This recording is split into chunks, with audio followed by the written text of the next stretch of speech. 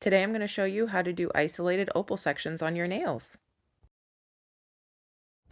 What you're going to need is some Mylar flakes, whether they're shapes, flakes, anything kind of Mylar that's going to reflect some extra light.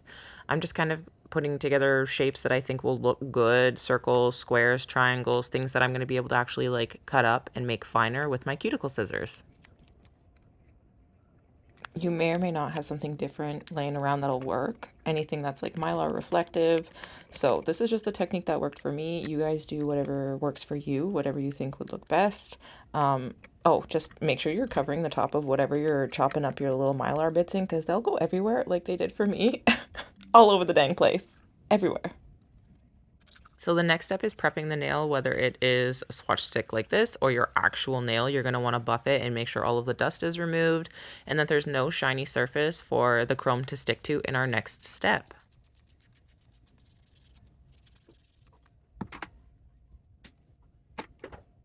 My favorite method to get chrome to stick is to use Ugly Duckling's No Wipe Top Coat. And then you just cure it for 12 seconds and only 12 seconds. That chrome is going to stick like a dream to the nail. It's going to be isolated and it's going to be beautiful.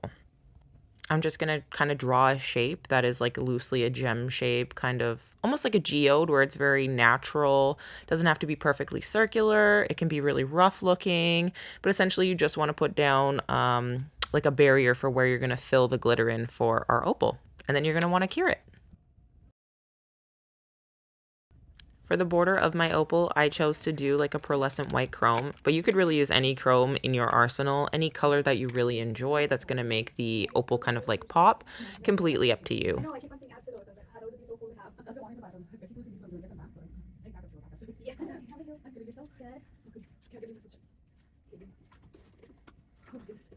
Once all of the excess chrome dust is dusted away, you'll kind of see the exact shape of where you're going to need to fill for the next step.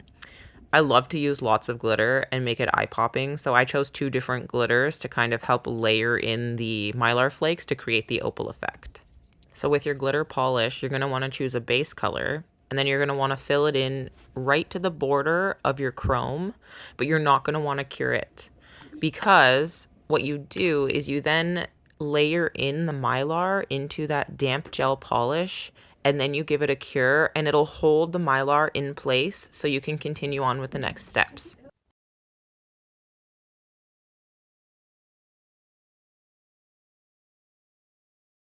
Now that we've got our shape filled with our base gel, we're going to take our little kind of detail brush and we're going to pick up any bit of Mylar that will fit in the sections that we have kind of made. You don't want them to really overlap. Some can, it's not a big deal, but you kind of want them to be like individual little pieces so they each reflect light. It looks really beautiful at the end.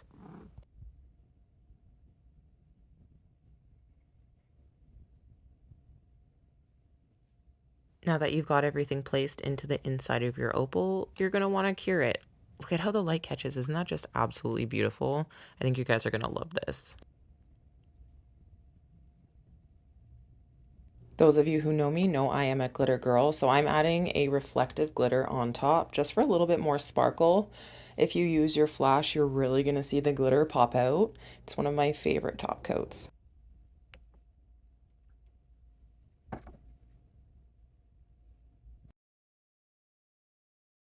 Now for the final part, you're going to want to use like a sculpting gel or a really thick top gel to kind of encapsulate everything to make sure that the top is smooth and that you're kind of getting like that stone effect.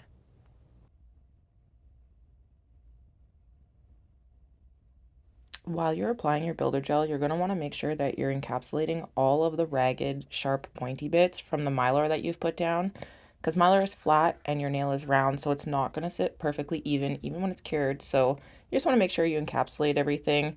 Worst comes to worst, you can kind of file away any bits that stick up out of the builder gel at the very end.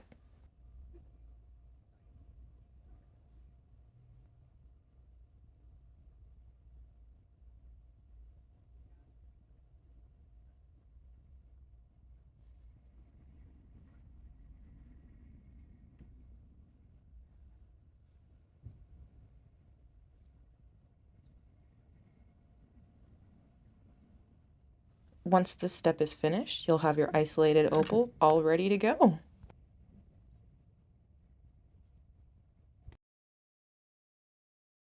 And that is our isolated opal gem nail. Thanks for coming along, you guys. I hope you learned something. If you guys want to follow me on Instagram, check me out. Everything will be listed in the description below. And here are my nails, the finished look.